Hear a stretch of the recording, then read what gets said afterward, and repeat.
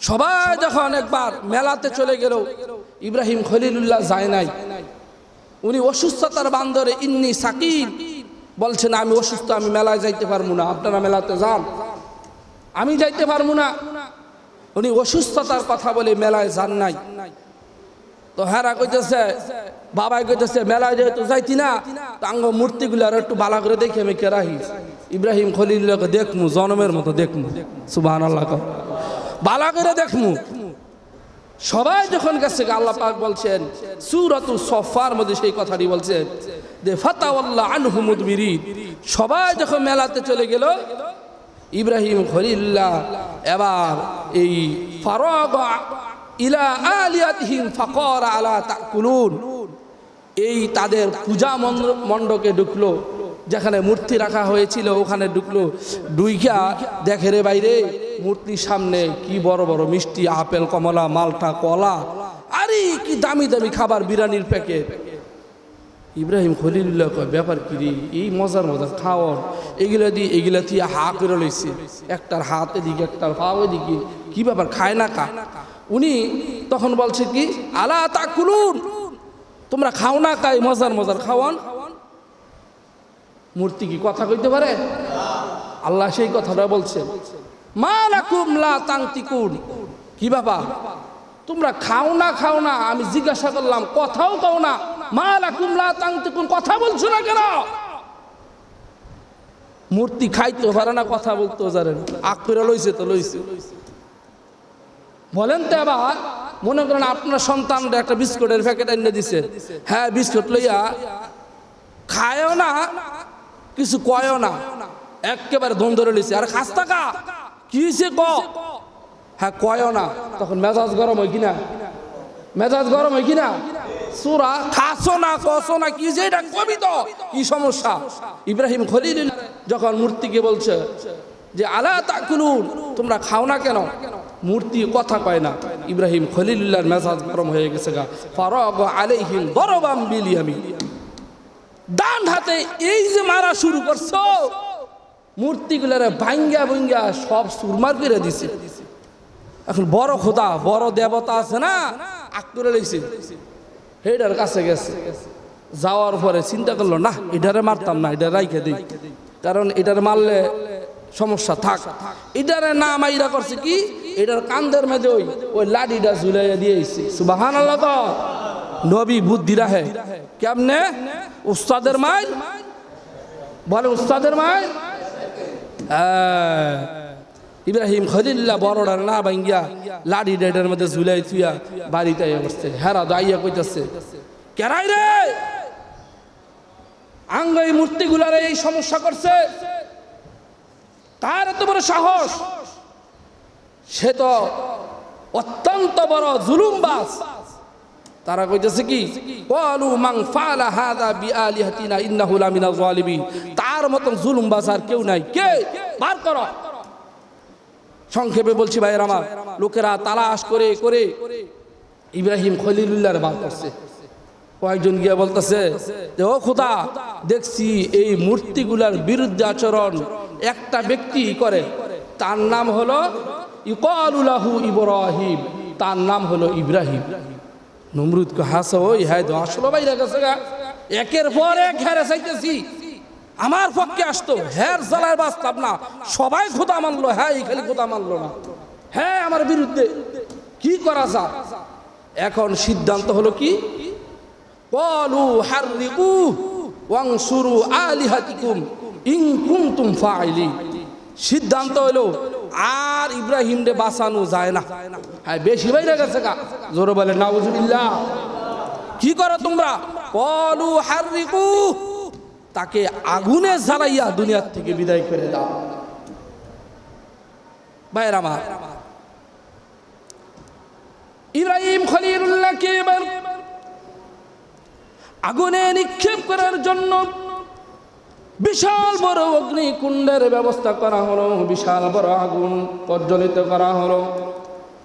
তাফসীরের কিতাবের মধ্যে লেখে গো, এই আগুন এত বড় পাওয়ার ছিল, আকাশের 15 মাইল উপর দিয়ে যদি কোনো পাখি উড়ে যেত, ওই পাখিটা একেবারে বুনা হইয়া জমিনে পড়ে যাইতো।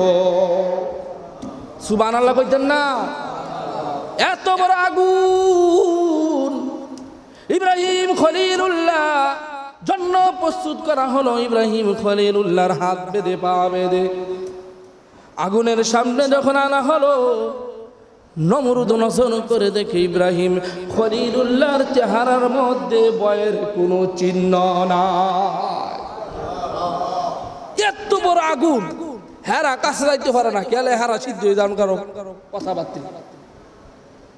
কিন্তু ইব্রাহিম খলিলুল্লাহকে আগুনে ফালাইব, নমরুদ নজর করে দেখে ভয় ভাইব দূরের কথা, ভয়ের চিহ্ন পর্যন্ত নাই।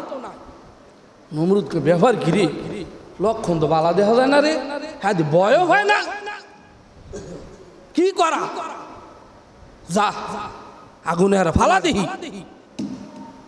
ভাইয়ের আমার, আল্লাহর পয়গম্বর ইব্রাহিম খলিলুল্লাহকে আগুনে নিক্ষেপ করবে। ইব্রাহিম খলিলুল্লাহ চেহারার মধ্যে কোনো ভয় নাই।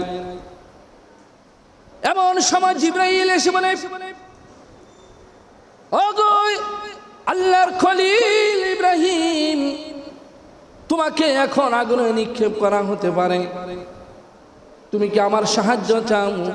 আমি জিবরাইলকে বলো আমি এক মুহূর্তের মধ্যে আগুন নিভিয়ে দেই।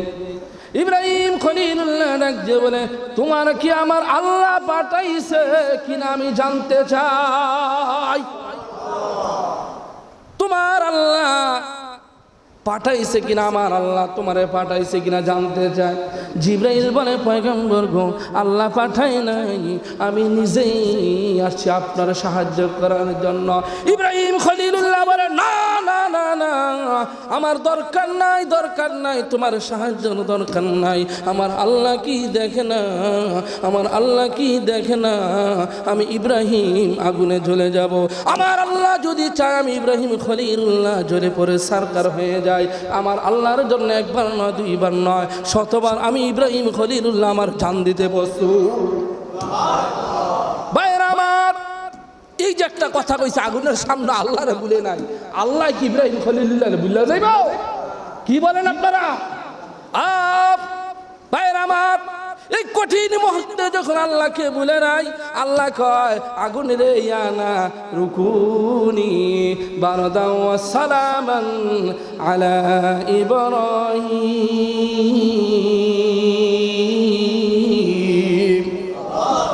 আল্লাহকে আগুন রে আমার ইব্রাহিমের জন্য ঠান্ডা হয়ে যা।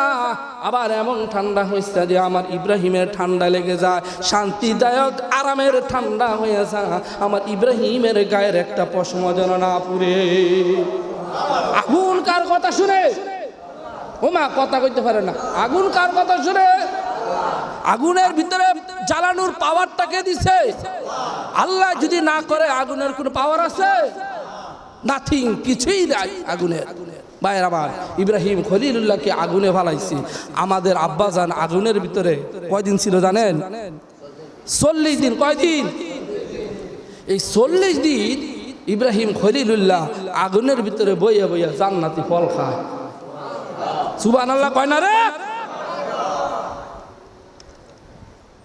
আগুনের ভিতরে জান্নাতের ফল খায়। আগে গেছিল বেড়াইমিয়া, বারণের সময় গেছে মোটা। সুবহানাল্লাহ। আহা, ইব্রাহিম খলিলুল্লাহ 40 দিন পরে আগুন থেকে যখন বের হইছে, নমরুদে তাকায় দেয়, কিরে হ্যাঁ রে ভালো আইলাম, চিকনা অনুদে আর মোড়া হয়ে গেছে গা, সর্বনাশ।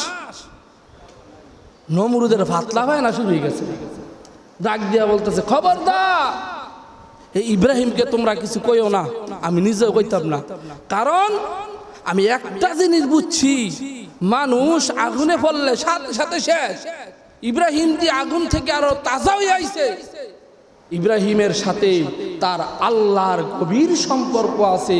এখন যদি কোনো কিছু বলি রে আমি শুদ্ধা, তোমরাও শেষ। বলেন সুবহানাল্লাহ।